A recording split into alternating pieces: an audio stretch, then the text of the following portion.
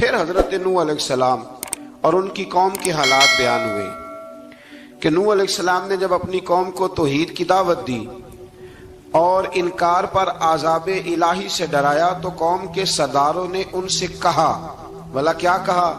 کہنے لگے آپ تو ہم جیسے بشر ہیں، تو ہماری طرح ہی ہیں آپ، اور آپ کے پیروکار پسماندہ یعنی غریب لوگ ہیں اور کم عقل لوگ ہیں، ہماری رائے میں آپ کو معاذ اللہ ہم پر کوئی فضیلت حاصل نہیں، بلکہ معاذ اللہ ثم معاذ اللہ۔ کہنے لگے آپ تو جھوٹے ہیں، اللہ کے نبی کو کہہ رہے ہیں معاذ اللہ، استغفر اللہ۔ نوح علیہ السلام نے جواب دیا کہ میں اپنے رب کی جانب سے واضح دلیل رکھتا ہوں اور اس نے مجھے رحمت سے نوازا ہے، لیکن تم میرے مقام کو سمجھنے کی صلاحیت نہیں رکھتے، تم اتنی صلاحیت رکھتے نہیں ہو۔ اور پھر ارشاد فرمایا کہ میں تم سے دعوت حق کے صلے میں کسی اجر کا طلبگار نہیں ہوں اور نہ ہی میں اہل ایمان کو اپنے پاس سے دھتکارنے والا ہوں، اور میں نے یہ دعویٰ بھی نہیں کیا کہ میرے پاس اللہ کے خزانے ہیں، اور نہ میں از خود غیب جاننے والا ہوں، اور نہ ہی میں یہ کہتا ہوں کہ میں فرشتہ ہوں، نہ میں یہ کہتا ہوں کہ جن لوگوں کو تم اپنی نظروں میں حقیر جانتے ہو اللہ انہیں خیر سے نہیں نوازے گا۔ فرمایا یہ ٹھیک ہے کہ اللہ بشروں میں سے رسول بناتا ہے، پر جسے بناتا ہے پھر اسے بڑی شانیں عطا فرماتا ہے۔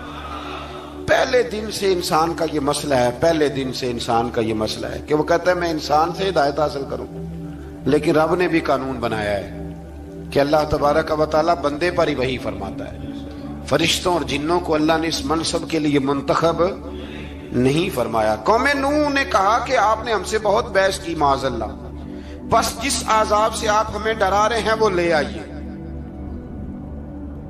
تو نوح علیہ السلام نے کہا کہ اللہ چاہے گا تو تم پر عذاب بھی آ جائے گا۔ آیت نمبر 37 سے 47 میں بتایا کہ اللہ تعالیٰ کی طرف سے نوح علیہ السلام کو حکم ہوا کہ ہماری نگرانی میں اور ہماری وحی کے مطابق آپ کشتی بنائیے،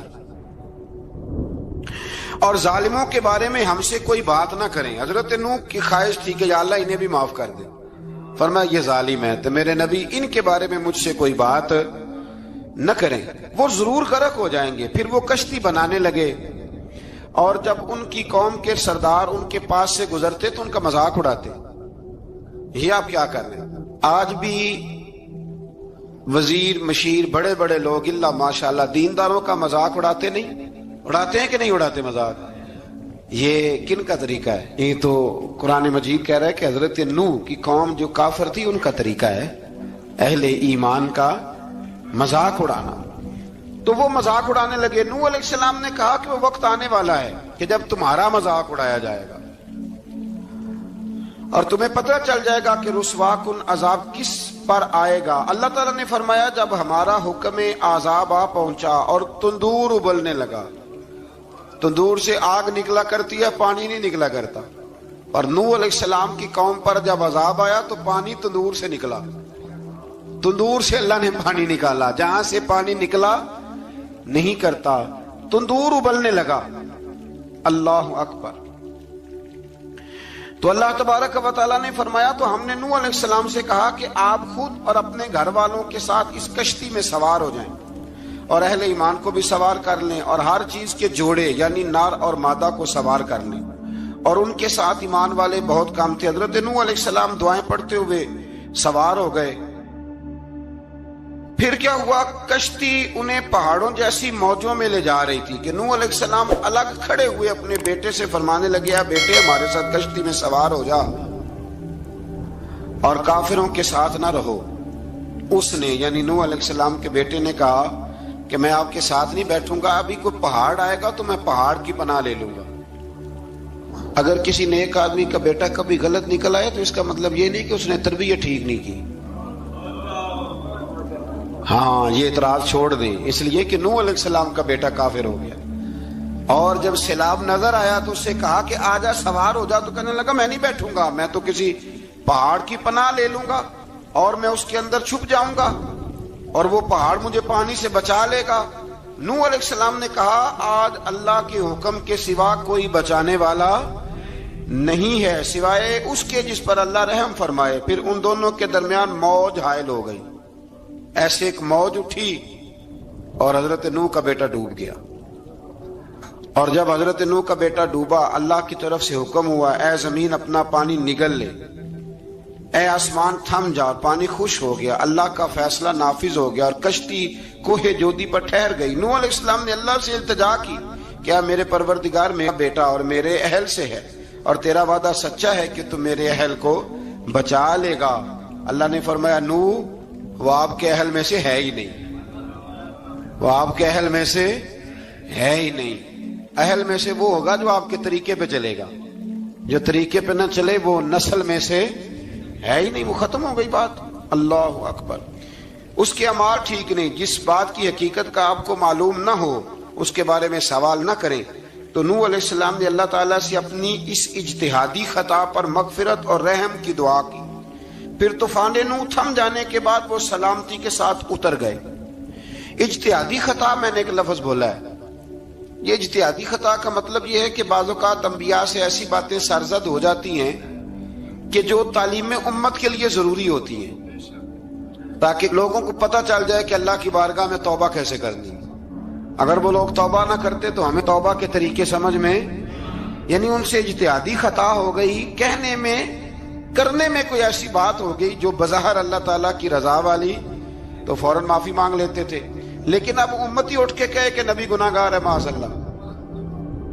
حضرت آدم نے دعا مانگی تھی نا، ربنا ظلمنا انفسنا، اے اللہ ہم نے اپنی جانوں پر ظلم کیا۔ انہوں نے کہا تھا تو اگر کوئی بندہ حضرت آدم کو ظالم کہے گا تو کافر ہو جائے گا، تو اگر وہ کہے کہ وہ تو خود کہہ رہے ہیں، ایک بندہ اڑ جاتا ہے کہتے ہیں تو خود کہہ رہے ربنا ظلمنا، تو خدا کے بندے وہ اللہ کے نبی ہیں، وہ رب سے کہہ رہے ہیں، وہ عاجزی کے طور پر کہہ رہے ہیں۔ کچھ لوگ اڑ جاتے کہتے ہیں خود حضور نے کہا ہے جی انا بشر مثلکم، میں تمہاری طرح کا بشر ہوں، خود نبی پاک نے کہا ہے۔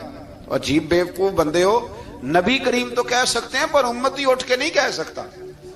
اس نے تو کہنا ہے وہ حبیب اللہ ہے، اس نے تو کہنا ہے وہ قیامت میں شفاعت کرنے والے ہیں، امتی نے تو کہنا ہے وہ سارے نبیوں کے سردار ہیں، وہ امام الانبیاء ہیں۔ امتی وہ لفظ ادا کرے گا جو اس کے بنتے ہیں۔ اب کوئی بندہ اٹھ کے کہہ دے، دیکھے نا ایک بہت بڑا عالم تقریر کرتے ہوئے کہے جی میں تو ان پڑھ آدمی ہوں، تو اس کا شاگرد کہے کہ استاد جی قسم اٹھائے ہاں آپ نے تقریر میں کہا نہیں میں ان پڑھ ہوں، آپ تو ان پڑھ ہے، تو یہ بات ادب ہے کہ بے ادبی ہے؟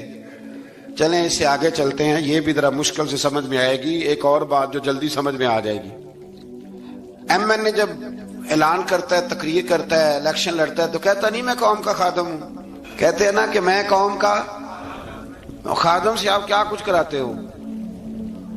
سارے کام کراتے ہیں نا۔ خادم کو بندہ یہ بھی کہہ لیتا ہے کہ جھاڑو دے دے گلی میں، کہتے ہو کہ نہیں کہتے؟ تو اس نے بھی تو سپیکر میں کہا میں خادم ہوں، کہو اس سے کہ جھاڑو دے گلی میں آ کے، پھر پتہ کیا حال ہوگا؟ جھاڑو تو نہیں آئے گا اور ہو سکتا ہے کچھ ہے آ جائے۔ تو اس لیے اب کوئی بندہ کہ جی انہوں نے خود کہا ہے، تو ایک کچھ پوری جماعت ہے لوگوں کی جو بات کو سمجھتی نہیں، کہتے ہیں خود کہا ہے میں بشر ہوں، انہوں نے خود کہا میں غیب نہیں جانتا، انہوں نے خود کہا میرے پاس خزانہ کوئی نہیں، انہوں نے خود کہا میرے پاس کوئی شے نہیں۔ تو اس لیے آپ سمجھیں کسی کے لفظوں پر اگر آپ گرا لگا کے بیٹھیں گے تو پھر اس سے بے ادبی ہوگی۔ تو نوح علیہ السلام نے اللہ سے اپنی اجتہادی خطا کی معافی مانگی۔ اب حضرت نوح کو کوئی خطا کار کہے گا تو بہت بڑا مجرم بن جائے گا، اس لیے کہ وہ اللہ کے نبی ہیں۔ آیت نمبر 50 میں قوم عاد کا ذکر ہے اور ان کی طرف دعوت توحید دینے کے لیے اللہ تعالیٰ نے حضرت ہود علیہ السلام کو بھیجا۔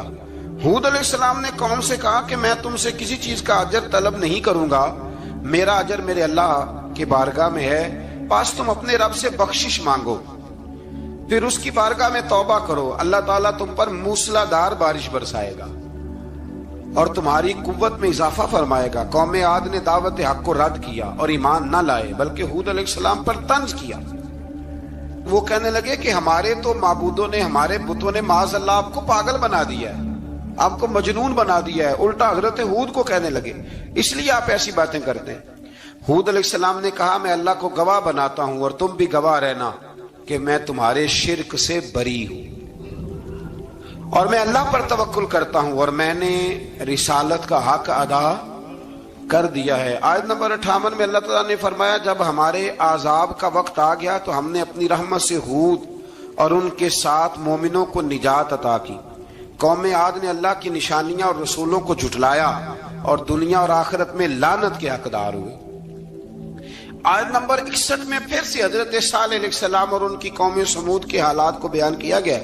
حضرت صالح نے کہا ہے میری قوم اللہ وحدہ لا شریک کی عبادت کرو، اس سے بخشش طلب کرو، اس کی بارگاہ میں توبہ کرو، اس نے تمہیں زمین سے پیدا کیا ہے، اس پر آباد کیا ہے۔ جواب دیا ہے صالح ہمارے آباء و اجداد کے معبودوں کی عبادت کو روکنے سے پہلے ہمیں آپ سے بڑی امیدیں تھیں، اور اب آپ ہمیں روکنے لگ گئے ہیں باپ دادا کے دین سے، لیکن اب ہمیں آپ کی دعوت کے بارے میں شکوک ہیں۔ صالح علیہ السلام نے اپنی قوم سے کہا کہ یہ اللہ کی اونٹنی ہے اور یہ تمہارے لیے نشانی ہے، اسے چرنے کے لیے آزاد چھوڑ دو اور اسے تکلیف نہ دینا۔ اللہ اکبر، ورنہ تمہیں عذاب پہنچے گا۔ انہوں نے اونٹنی کی کونچیں کاٹ ڈالی۔ صالح علیہ السلام نے کہا تم صرف 3 دن اپنے گھروں میں مزے اٹھا لو، 3 دن، پھر اللہ کا یقینی عذاب آئے گا۔ پھر ایک چنگاڑ نے ان کو آ دبوچا، وہ اپنے گھروں میں گھٹنوں کے بل اوندے پڑے رہ گئے۔ صرف صالح علیہ السلام ان کے ساتھ اہل ایمان اس عذاب سے بچے۔ یہ 3 قوموں کا ذکر ہو گیا، نوح علیہ السلام کی قوم کا بھی، ہود علیہ السلام کی قوم کا بھی، اور حضرت صالح علیہ۔ آگے اللہ تبارک و تعالیٰ نے آیت نمبر 69 میں اس بات کا بیان فرمایا کہ حضرت ابراہیم علیہ السلام کے پاس فرشتے بشری شکل میں آئے، انسانی شکل۔ انہوں نے اجنبی مہمانوں کے لیے بچڑے کا بھونا ہوا گوشت تیار کرایا۔ اب یقین کریں کچھ باتیں لوگ ایسی بیان کرتے ہیں کہ جن کو نہ سن کے بندے کا دل کرتا ہے کہ اس بندے کو بتائیں کہ یار یہاں تو دین سارا پڑھ۔ ایک صاحب مجھے کہنے لگے جی میں ایک پیر صاحب کے پاس گیا تھا تو بڑی مرغن غذائیں تھیں، انہوں نے میری بڑی خدمت کی پر مجھے نہیں اچھا لگا، پیروں کو چاہیے سادی روٹی رکھیں۔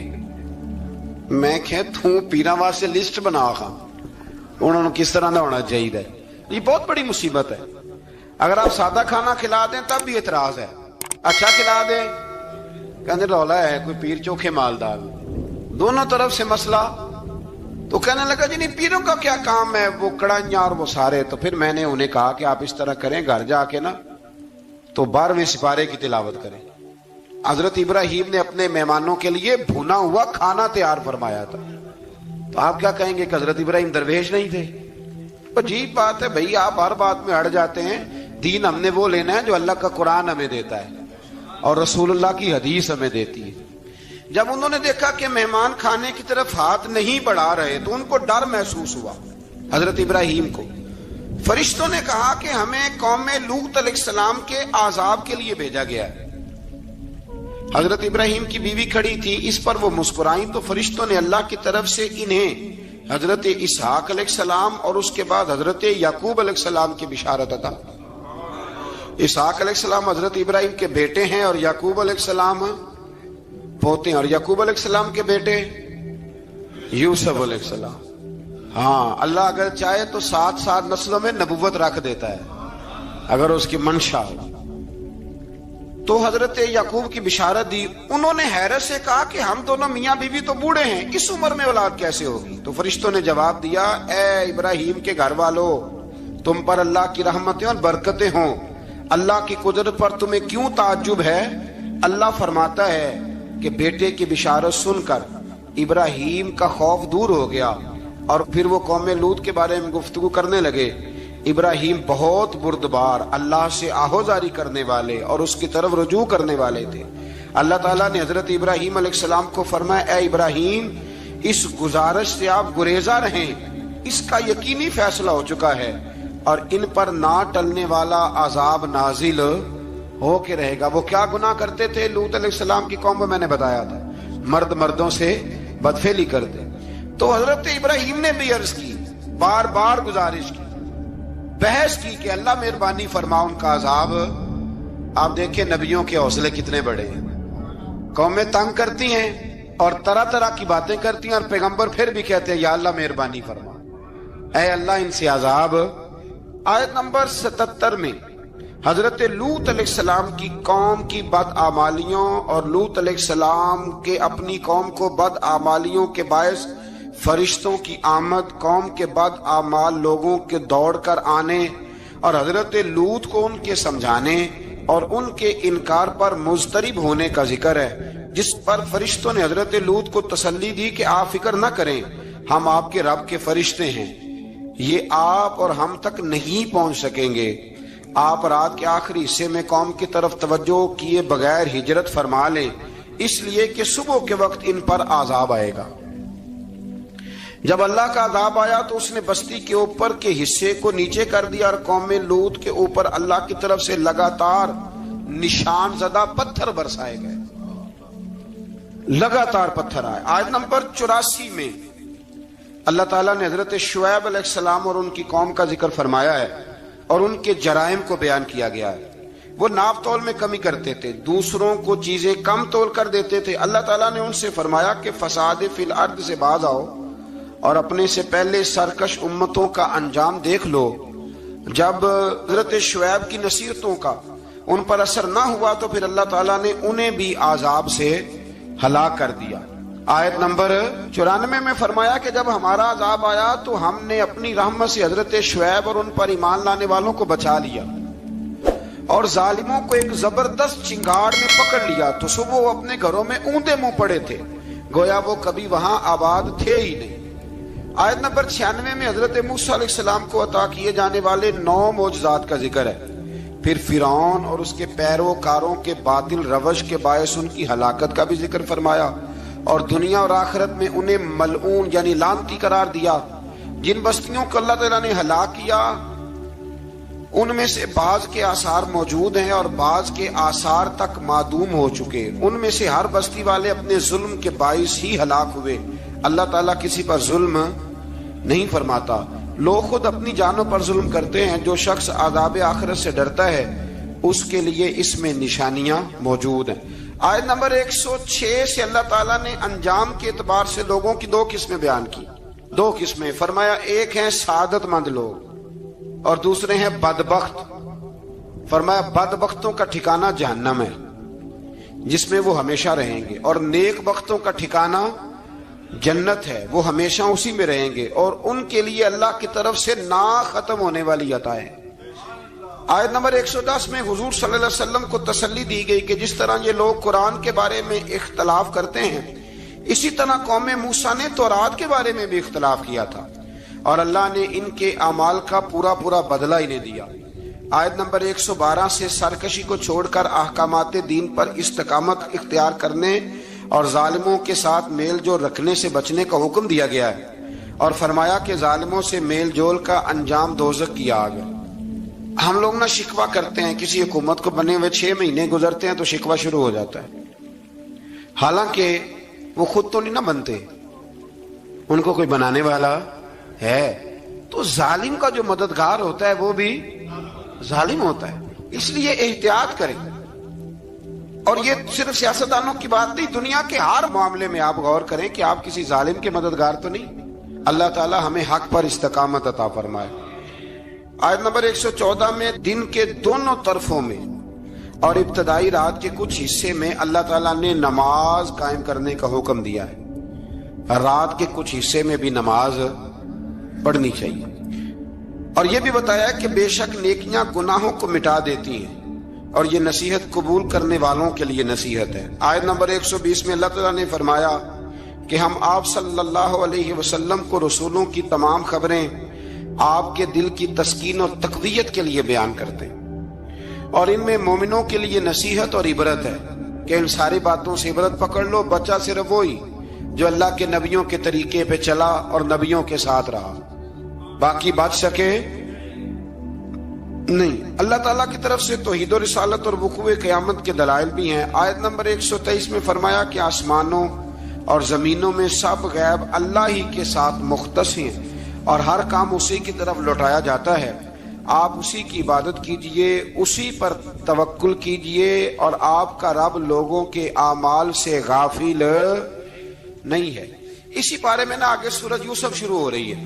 اس کو اللہ تعالیٰ نے کہا ہے کہ یہ بڑا پیارا قصہ ہے، احسن القصص کا، قصوں میں سونا قصہ۔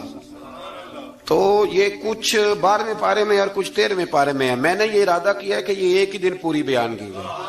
قوم سبت کا ذکر فرمایا اللہ نے۔ ہفتے والے دن کچھ لوگ نافرمانی کرتے، ہمارے بھی ہیلے بہانے ہیں نا آج کل کاروبار میں، تو اسی सिपारे की आयत नंबर 65 के अंदर अल्लाह ताला ने हजरत दाऊद की कौम का जिक्र किया कि अल्लाह ने उन्हें हुक्म दिया था कि हफ्ते वाले दिन मछलियां नहीं पकड़नी, तो वो कहते थे चलो हाथ लगा के नहीं पकड़नी, हाथ लगा के। वो हमारे लोग हीले बहाने तलाश कर लेते हैं ना, वो बड़े जनाब इंश्योरेंस वाला आ गया, अब वो बैंक वाला आ गया, वो फलाने साहब आ गए, वो तरोड़ मरोड़ के कहानियां बातें, और फिर हमें भी रास्ते मिल जाते हैं बचने के। मुफ्ती साहब ने कह दिया था, ओ एक मौलाना से मैंने इनको कहा हफ्ते वाले दिन मछलियां नहीं पकड़ने का, नहीं पकड़ते, छोटे छोटे हौज बना लिए, तो मछलियां ज्यादा आती थी उस दिन। ये भी अल्लाह की कुदरत थी, नमाज के वक्त गाहक ज्यादा आते हैं, ये उसकी कुदरत होती है। तो वो मछलियां हौज में जमा हो जाती हैं, यूं समझ लें कि जाल इन्होंने लगा लिए हुए थे, तो जाल में वो फंसती रहती थी, हौजों में आती रहती थी। हफ्ते को नहीं पकड़ते थे, इतवार को पकड़ लेते थे, तो फिर अल्लाह ने इन्हें सजा दी। फरमाया तमाशे करते हो अल्लाह के हुक्म के साथ, क्या सजा दी? फकुलना लहुम कूनू किरादतन खासीन, फरमाया बंदर बन जाओ धुतकारे हुए। जो रिस्क हराम तरीके से कमाते थे रब उन्हें बंदर बना देता था। अभी भी मैंने देखे हैं बड़े बड़े ताजर पागलों जैसी जिंदगी गुजार रहे हैं, नफसियाती तौर पे सुकून नहीं है, करोड़ों रुपया पड़ा है। क्यों? इसलिए कि रब के बताए हुए तरीके के मुताबिक तिजारत नहीं करते। आगे एक और दिलचस्प बात आ गई, बनी इसराइल के अंदर ना एक शख्स ने अपने चचा को कत्ल कर दिया जायदाद के लिए। ये देखें कब से लोग जायदाद के लिए कत्ल करते आ रहे हैं। चचा को कत्ल कर दिया, और कत्ल करके हजरत मूसा अलैहिस्सलाम के पास आए कि मेरे चचा को किसी ने कत्ल कर दिया है, तो बताएं क्या करना है। तो आपने फरमाया कि गाय ज़िबा करो और उसका एक टुकड़ा मकतूल को मारो, मरने वाले को, वो खुद उठ के बता देगा मुझे किसने कत्ल किया है। अब इरादा नहीं था गाय ज़िबा करने का, तो बहाने करने लगे। इरादा नहीं ना होता तो फिर क्या होते हैं, कहने लगे गाय किस तरह की हो, बूढ़ी हो के बच्ची हो, रंग कैसा हो, जवान हो के छोटी हो, हाल में एक दफा चलना सीख गई हो या अभी ना सीखी हो। तो बताते गए तो रब भी शर्तें बयान करता गया, गहरे जर्द रंग की हो, हाल के अंदर उसे ना चलाया गया हो, पानी ना निकाला गया हो, ना बच्ची हो ना जवान हो, इसके दरमियान हो। ये सारी शर्तें कहां पाई जाती थी? हजरत मूसा अलैहिस्सलाम की कौम का एक शख्स था जो अल्लाह का वली था। वो जब इंतकाल करने लगा ना, अल्लाह अकबर, देखो रब वलियों की औलादों पर भी कितना फजल फरमाता है। वो जब इंतकाल करने लगा तो एक उसके पास छोटी सी बच्चिया थी, गाय की बच्ची, उसने जंगल में छोड़ दी। कहने लगा या अल्लाह मैं तेरे नाम पे छोड़ता हूं, मेरा बच्चा जवान हो जाए तो उसे दे देना, और तो सरमाया ही कोई नहीं। बच्चा बड़ा हुआ तो बच्चा भी बड़ा नेक था, अपनी माँ का बड़ा फर्मा बरदार था। उसकी माँ ने कहा बेटा तेरे बाप ने एक गाय छोड़ी थी। तो बच्चा जंगल में गया और जाके कहने लगा ऐ अल्लाह मेरी गाय मुझसे मिला दे। तो रब करीम ने वो गाय वापस कर दी। वो गाय घर ले आया। अब वो कहने लगा अम्मा बेच दूं, तो अम्मा कहने लगी बेटा मेरे पूछे बगैर ना बेचना। कई दफा गाहक लगे पर उसने कहा जब तक मेरी अम्मा ना कहेगी मैं बेचूंगा। उधर बनी इसराइल वाले शर्तें जितनी गाय के बारे में पूछ चुके थे वो सारी इसी गाय में पाई जाती थी। तो ये ढूंढते ढूंढते वहां पहुंच गए। तो कहने लगे गाय चाहिए। तो उसने कहा भी तुम्हारी मर्जी से नहीं, कीमत मेरी मर्जी की। एक मुफस्सर ने तो यहां तक लिखा है कि उसने कहा गाय ज़िबा करके ना, तो जितना गाय के अंदर गोश्त होगा ना उतना ही खाल के अंदर तो मुझे माल भर के दोगे, उतने सिक्के भर के दोगे, उतनी अशरफियां भर के दोगे तो फिर तुम्हें गाय दूंगा। तो फिर ये गाय उन्हें मिली और ये गाय लेकर के आए। ज्यादा सवालात ना करते तो ज्यादा उलझते ना। हम भी दीन के मामले में बड़े सवाल जवाब करते हैं, उतना सवाल करें जितनी उसकी जरूरत है। इन लोगों ने सवालात ज्यादा किए तो फिर उलझ ज्यादा गए। तो मेरे भाई इसका जिक्र भी अल्लाह तबारक व तआला ने पहले पारे के अंदर बयान फरमाया। फिर अल्लाह करीम ने फरमाया कि कुछ ऐसे लोग भी हैं यहूदियों में से जिनका दावा हो गया है कि हम अल्लाह के बड़े प्यारे हैं। फरमाया ये सिर्फ उनके मुंह की बातें हैं, ये तो क़यामत में पता चलेगा ना कि अल्लाह का प्यार किसके साथ ज्यादा है। और फिर ये भी यहूदियों ने दावा किया है, इसी पारे में अल्लाह फरमाते हैं कि इनका दावा है कि हम अल्लाह के बड़े प्यारे हैं, जन्नत में हम ही जाएंगे। तो अल्लाह फरमाते हैं फिर मरने की दुआ तो करो, जन्नत में तो मर के जाना है ना। लेकिन रब फरमाते हैं ये कभी मरने की दुआ نہیں کریں گے، اس لیے کہ انہیں پتہ ہے کہ ہم نے آخرت کے لیے کیا بھیجا۔ لیکن جی پہلا حکم آ گیا یا ایھا الذین آمنوا کہہ کے، پہلی آیت قرآن پاک کی پہلے سپارے میں پہلی آیت جس میں اللہ نے کہا یا ایھا الذین آمنوا، تو پہلا حکم آمنوا کہہ کے آیت نمبر 104 میں جو اللہ نے حکم دیا ہے نا، وہ نبی پاک کی تعظیم کا حکم ہے۔ پہلا حکم ہی اللہ نے حضور کی عزت اور ناموس کا ارشاد فرمایا۔ پہلا اس ترتیب کے لحاظ سے وہ ہوا یہ کہ جب نبی پاک کو بات ارشاد کرتے تو صحابہ کرام اٹھ کے عرض کرتے رائینا یا رسول اللہ، حضور سمجھ نہیں آئی ذرا رعایت کر دے۔ تو یہودیوں کی عبرانی زبان کے اندر نہ ذرا کھینچ کے پڑھتے تھے رائینا، تو اس کا معنی بنتا تھا معاذ اللہ اے ہمارے چرواہے، بکریاں چرانے والے کو بھی وہ رائینا کہتے تھے۔ تو جب صحابہ یہ کہنے لگے تو اللہ نے منع ہی کر دیا، فرمایا میرے محبوب کے غلاموں، اس لفظ کے پیچھے چھپ کے، اس لفظ کے پیچھے چھپ کے لوگ میرے نبی کی بے ادبی کر جاتے ہیں، تو جس لفظ کا کوئی ایک معنی بے ادبی والا بنتا ہو وہ لفظ بھی میرے نبی کے لیے نہ کہو، لفظ وہ والے کہو جس میں کوئی بے ادبی کا معنی نکلے نہ۔ یہاں لوگوں نے بڑے بڑے لفظ نہیں بول دیے، پھر کہتے میرا مطلب یہ تھا، میرا مطلب وہ تھا، تو تو نے وہ لفظ بولا کیوں جس کا کوئی غلط مطلب بھی نکل سکتا تھا؟ اللہ نے فرمایا یا ایھا الذین آمنوا لا تقولوا رائینا، اے ایمان والو رائینا کہو ہی نہ۔ تو یا اللہ کیا کہیں؟ فرمایا وقولوا انظرنا، تم کہو یا رسول اللہ ایک نظر فرمائیے۔ انداز دیکھیے، انظرنا ایک نظر۔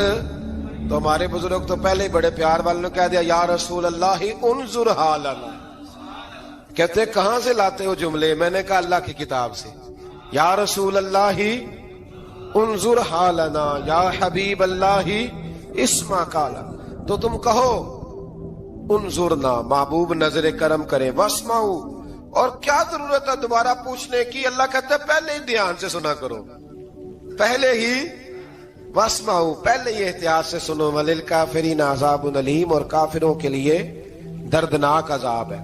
لے جی اسی پارے میں اللہ تبارک و تعالیٰ نے پھر اہل یہود کا ذکر کیا، تو یہود کہنے لگے کہ ہم حضرت ابراہیم کے ماننے والے ہیں، تو اللہ کریم نے وہ بھی ذکر کیا کہ میں نے تو ابراہیم کو آزمایا ہے، وَإِذِ ابْتَلَىٰ إِبْرَاهِيمَ رَبُّهُ بِكَلِمَاتٍ فَأَتَمَّهُنَّ، ہم نے ابراہیم کو کچھ چیزوں سے آزمایا ہے، وہ ہماری آزمائش پہ پورے اترے۔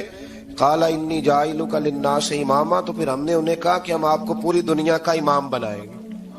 وہ آزمائش کیا تھی؟ آگ میں جانا بھی آزمائش، بیٹے کا نہ ہونا بھی آزمائش، بیٹا ہوا تو پھر اسے وادی غیر ذی زرع میں چھوڑ کے آنا بھی آزمائش، بڑا ہوا تو پھر ذبح کرنا بھی آزمائش۔ فرمایا جہاں جہاں آزمایا ہے نا، ابراہیم ہماری آزمائش میں پورے اترے۔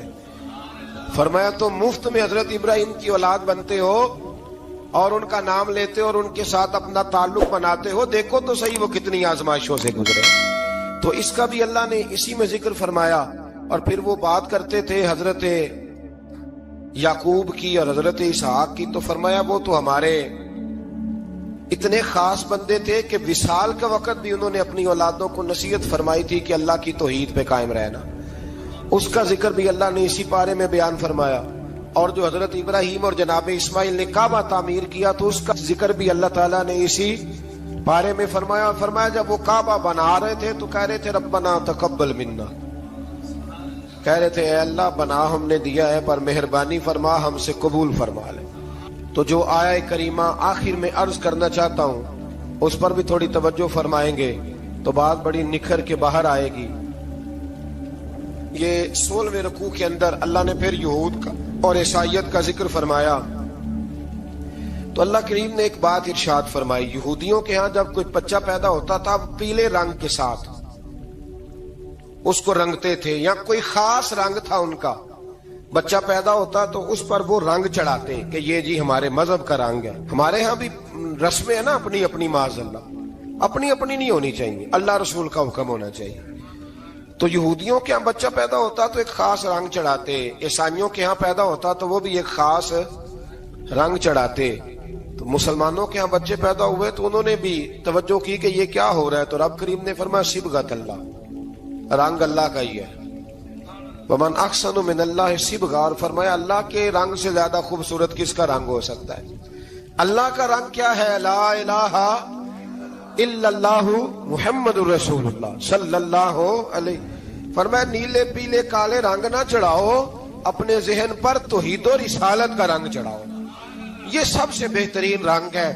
اگر تمہارے ذہنوں پر رب رسول کی توحید کا رنگ چڑھ گیا تو یہ وہ والا رنگ ہے، پھر تمہیں کسی اور رنگ کی طرف جانے کی ضرورت نہیں پڑے گی. تو فرمایا رنگ وہ پیدا کرو جو توحید کا ہے، رسالت کا ہے، اس رنگ کی توجہ کرو. قرآن مجید کے اس پارے میں اللہ کریم نے مختلف باتیں بیان کر کے آخری رکوع میں یہ جو رنگ کا ذکر فرمایا نا، تو یہ لگتا ہے پورے پارے کا خلاصہ ہے کہ رب کریم نے فرمایا اصل بات یہ ہے کہ تمہاری سوچوں پہ رب رسول کی توحید و رسالت کا رنگ ہونا چاہیے. وہ ایک دفعہ مسلمہ کذاب بے ایمان کہنے لگا میں نے بنا لیا ہے قرآن پاک کا جواب. معاذ اللہ. جواب کیا بنایا؟ وہ سورت ہے نا القاریہ تم القاریہ وما ادراک مالکاریہ، کھڑکھڑانے والی. کیا ہے کھڑکھڑانے والی؟ تمہیں کیا پتا کیا ہے کھڑکھڑی؟ قیامت کا ذکر ہے. کہنے لگا میں نے اس جیسی صورت بنا لیا. تو کیا بنایا؟ الفیل ملفیل وما ادراک ملفیل. کہنے لگا ہاتھی. تمہیں کیا پتا کیا ہاتھی؟ تم کیا جانو کیا ہاتھی؟ تو پاس جو اس کے اپنے بیٹھے تھے نا چیلے، وہ کہنے لگے چپ کر جا، سارے زمانے کو پتا ہاتھی کیا ہوتا ہے. تو پاگل ہے، اس کے دو کان ہوتے ہیں، ایک سونڈ ہوتی ہے، چار اس کے پیر ہوتے ہیں. بیوقوف آدمی قرآن کا مقابلہ کرنا ہے تو وہ چج کے ساتھ کر، پاگلوں کی طرح مقابلہ کرے گا، جوتے کھائے گا بھی، ہمیں بھی پڑھوائے گا. تو قرآن مجید کا کوئی مقابلہ کر سکا؟ تو اس آیت مبارکہ میں اللہ نے کافروں کو یہ کہا اگر مقابلہ نہیں کر سکتے تو پھر اللہ سے ڈرو، ورنہ دوزخ میں ڈالے جاؤ گے، وہ جس کا ایندھن آدمی اور پتھر ہے، اور بنائی بھی کافروں کے لیے گئی ہے. اعدت للکافرین. جہنم کس کے لیے بنائی گئی ہے؟ کافروں اور منافقوں کے لیے. مسلمانوں کے لیے بنائی گئی. مسلمان مرضی سے چھلانگے لگائیں تو ان کی موج ہے، ورنہ ان کے لیے جہنم، ان کے لیے اللہ نے جنت بنائی ہے. اور یہ بات کرتے ہی رب کریم نے فرمایا اے محبوب علیہ الصلوۃ والسلام مومنوں کو خوشخبری دے دیں کہ اللہ نے ان کے لیے جنت بنائی ہے، اس میں باغات ہیں، انہیں رزق دیا جائے گا کھانے کے لیے، اور اس میں انہیں پاکیزہ بیویاں دی جائیں گی، اور پھر وہ اس میں ہمیشہ رہیں گے، انہیں اس سے نکالا نہیں جائے گا. آگے جو آیات کریمہ ہے نا، اس کے اندر اللہ تبارک و تعالیٰ نے فرمایا ہے کہ اللہ حیا نہیں کرتا سمجھانے کے لیے مچھر کی مثال بھی دینی پڑے. فرمایا قرآن سے کچھ لوگ ہدایت حاصل کرتے ہیں اور کچھ گمراہ ہو جاتے ہیں. جب لوگ اپنی مرضی کی تشریحات چاہتے ہیں تو گمراہ ہوتے ہیں، اور جب قرآن کو رسول اللہ صلی اللہ علیہ وسلم اور امت مسلمہ کی تشریحات کی روشنی میں سمجھتے ہیں تو پھر اللہ ہدایت عطا فرماتا ہے. پھر اللہ تبارک و تعالیٰ نے آگے ارشاد فرمایا حضرت آدم کی پیدائش کا واقعہ. کچھ مفسرین نے لکھا اللہ نے مشورہ کیا تھا فرشتوں سے، وَإِذْ قَالَ رَبُّكَ لِلْمَلَائِكَةِ إِنِّي جَاعِلٌ فِي الْأَرْضِ خَلِيفَةً. لیکن کچھ مفسرین کہتے ہیں کہ اللہ کو ضرورت نہیں فرشتوں سے مشورہ کرنے کی. اللہ نے فرشتوں سے مشورہ نہیں کیا، بلکہ رب نے انہیں آگاہ فرمایا تھا کہ میں لگا ہوں زمین پہ اپنا نائب بنانے، میں خلافت دینے لگا ہوں زمین پہ. اب یہ تو دینے والی کی مرضی ہے نا، اس نے کس کو دینی ہے، یہ تو دینے والے کی مرضی ہے نا اس نے. تو کچھ لوگ کہتے ہیں کہ دینے والے سے زیادہ ہمیں پتہ ہے. تو فرشتوں کو بھی یہ اجتہادی خطا ہو گئی، کہنے لگے یا اللہ اسے نہ بنانا، یہ فساد کرے گا، یہ خون ریزیاں کرے گا. تو اللہ نے فرمایا جو میں جانتا ہوں وہ تم. اللہ اکبر. امام راضی فرماتے جب رمضان آتا ہے تو اللہ فرشتوں سے کہتا ہے ذرا یہ کھول کے دروازے دیکھو نا یہ زمین پہ کیا کر رہے ہیں. تم تو کہتے تھے فساد کریں گے اور یہ سارے تراویحیں پڑھ رہے ہیں. تم تو گویا کہتے تھے فساد کریں گے اور یہ تو دیکھو گویا رمضان کے روزے رکھ رہے ہیں. یہ تو میری یاد میں نکلے ہوئے. تم کچھ کہتے تھے اور دیکھو میں نے تمہیں کہا تھا نا جو میں جانتا ہوں وہ تم. اللہ نے پھر حضرت آدم علیہ السلام کو تمام زمانے کے علوم عطا کیے، علم سکھا لیا. تو فرشتوں سے کہا تم بھی ان چیزوں کے نام بتاؤ، تو وہ بتا سکے نہیں. اللہ نے فرمایا اب اس طرح کرو آدم کو سجدہ کرو. سب نے سجدہ کیا سوائے وہ. کہنے لگا یا اللہ صرف تجھے ہی کرنا ہے. کرنا بھی صرف اللہ کو چاہیے، پر رب کے آگے بھی جھکنا چاہیے، اور جس کے سامنے رب جھکائے نا وہاں بھی. اور یہ جو عاجزی ہے نا، یہ جو جھکنا ہے، یہ علم کے آگے ہے. ہماری مصیبت یہ ہے کہ ہم علم کے آگے بھی گردن جھکانے کو تیار نہیں ہوتے، وہاں بھی ہم خود عالم فاضل بن جاتے ہیں. تو فرمایا کہ سب سے کہا سجدہ کرو، سب نے سجدہ کیا سوائے ابلیس کے، تو پھر ہوا کیا؟ وکان من الکافرین، وہ کافروں میں سے ہو گیا۔ پھر اللہ نے حضرت آدم کو اور جناب حوا کو نا مقام دے دیا جنت میں رہنے کے لیے، اور کہا سارا کچھ کھانا، درخت کے قریب نہ جانا۔ ابھی آپ کسی سے کہہ دیں تھوڑا سا کہ پیچھے نہ دیکھنا، یعنی اگر میری سمجھ لے ادب کی وجہ سے کوئی 1.5-2 منٹ یا 6 منٹ نہیں بھی نہ دیکھے گا تو سوچے گا ضرور کہ پتہ نہیں اب پیچھے کیا ہے، مصیبت کیا ہے۔ یعنی آپ کہہ کے دیکھ لیں کسی کو، پیچھے نہ دیکھنا، فطرت ہے نا انسان کی، وہ جستجو کرتا ہے، کہا اس درخت کے پاس نہ جانا۔ تو حضرت حوا سلام اللہ علیہ کہتے ہیں دل میں خیال رہتا تھا کہ آخر ہے کیا درخت کے پاس۔ یہی انسان کا عقیدہ توحید ہے کہ جہاں سے رب منع کر دے وہاں وہ منع ہو جائے، اور یہ ان کی خطا نہیں تھی، یہ اللہ کی حکمت تھی، چونکہ رب نے تو پہلے کہہ دیا تھا بنایا ہی زمین کے لیے، تو یہ تو سارا کچھ ہونا تھا تو زمین پہ آنا تھا نا۔ تو حضرت حوا اور جناب آدم کے پاس شیطان آیا، اب اس کو نکال تو دیا تھا پر ابھی اس کا جنت میں آنا جانا بند نہیں ہوا تھا، یہ بھی اللہ کی حکمت تھی۔ تو وہ کہنے لگا تمہیں پتہ ہے بعد میں مر جاؤ گے؟ تو حضرت حوا کہنے لگی کیا موت بھی آئے گی؟ کہاں، اس کی تکلیف بھی بڑی ہوگی، تو پھر بچیں گے کیسے؟ تو کہنے لگے پھل کھا لو اس درخت کا، تو بچنے کے لیے پھل کھایا تھا۔ اس طرح لوگ آج بہت سارے کام بچنے کے لیے کرتے ہیں پر بچ سکتے، بچنے کے لیے پھل کھایا تو اللہ نے فرمایا زمین پہ چلے جاؤ۔ تو حضرت آدم زمین پہ آئے، پھر کئی 100 سال روتے رہے۔ فَتَلَقَّى آدَمُ مِن رَبِّهِ کَلِمَاتٍ، تو پھر اللہ نے خود ہی جناب آدم کو کچھ کلمے سکھائے۔ علامہ اسماعیل لکی فرماتے ہیں وہ کلمے یہ تھے کہ حضرت آدم نے میرے نبی کا وسیلہ پیش کیا، اللہ کریم نے جناب آدم کی دعا کو مقبول فرما لیا۔ پھر آگے بنی اسرائیل کا ذکر آ جاتا ہے۔ اللہ تعالیٰ نے بنی اسرائیل، آج آپ اسی قوم کو یہودی کہتے ہیں، ان کو اللہ نے اس زمانے میں فضیلت عطا کی تھی بہت زیادہ۔ تو عرب کے اندر جب نبی پاک علیہ السلام نے اعلان نبوت کیا تو کچھ لوگوں نے یہ کہہ دیا کہ اگر یہ یہودی کلمہ پڑھ لیں گے تو ہم بھی پڑھ لیں گے۔ تو پھر اللہ نے انہیں یاد کرایا کہ تم اصل میں کیا ہو، تمہیں کلمہ پڑھنا چاہیے۔ تو اہل یہود کا تذکرہ کرتے کرتے رب کریم نے ایک بات یہ بھی ارشاد فرمائی کہ تم لوگوں کو تو کہتے رہے ہو کہ وہ نبی آنے والے ہیں، وہ نبی آنے والے ہیں، اور جب آ گئے ہیں تو ماننے کو تیار نہیں ہو۔ تو فرمایا تأمرون الناس بالبر وتنسون انفسکم وانتم تتلون الکتاب، لوگوں کو بھلائی کا حکم دیتے ہو اور اپنے آپ کو بھول جاتے ہو، افلا تعقلون، تمہیں عقل نہیں؟ پھر اللہ نے انہیں یہ بھی یاد کرایا کہ یاد کرو وہ زمانہ کہ جب فرعون نے خواب دیکھ لیا تھا کہ کوئی بچہ اس کی سلطنت کو تباہ کرے گا، تو پھر اس نے تمہارے بچوں کو ذبح کرانا شروع کیا اور تمہاری بیٹیوں کو چھوڑتا تھا۔ فرمایا یہ بھی تو تم نے دیکھا، میں نے تمہیں پھر تم سے کہا جہاد کرو قوم عمالقہ کے خلاف، تو مقام طیہ میں جا کے یہ لوگ کہنے لگے ہم سے جہاد نہیں ہوتا۔ اللہ نے انہیں ایک میدان میں قید کر دیا۔ بڑی دلچسپ بات، قید تو لوگ ہوتے ہیں نا چار دیواری میں، تو اللہ نے بنی اسرائیل والوں کو جب انہوں نے کہا ہم جہاد نہیں کریں گے تو اللہ نے میدان میں قید کر دیا۔ میدان میں، یہ یاد رکھیں، جب انسان اللہ کی نافرمانی کرتا ہے تو اسے ایسی قید ملتی ہے جس کا اس نے تصور بھی نہیں کیا ہوتا۔ ایک میدان ہے مقام طیہ، قید ہو گئے، سارا دن سفر کرتے تھے، سارا دن، تو رات کو تھک کے سوتے تھے، صبح اٹھتے تھے نا جب، تو وہیں ہوتے تھے جہاں کل صبح چلے تھے۔ تو رب جب کسی کو قیدی بناتا ہے تو اسے زنجیروں کی، سلاخوں کی ضرورت ہے۔ دعا فرمائے اللہ تبارک و تعالی غموں سے نجات عطا فرمائے، یہ دعا فرمائے، ایسی قید دیتا ہے کہ جس سے پھر چھٹکارا ہو سکتا۔ تو بنی اسرائیل کا بہت زیادہ تذکرہ اس بارے میں اللہ تبارک و تعالی نے پھر بیان کیا، اور پھر کہا کہ انہیں جو حکم دیا جاتا تھا یہ اس کی سرتابی کرتے تھے، پھر اللہ نے ان پر ذلت نازل کر دی اور یہ ہمیشہ اس کا شکار ہے۔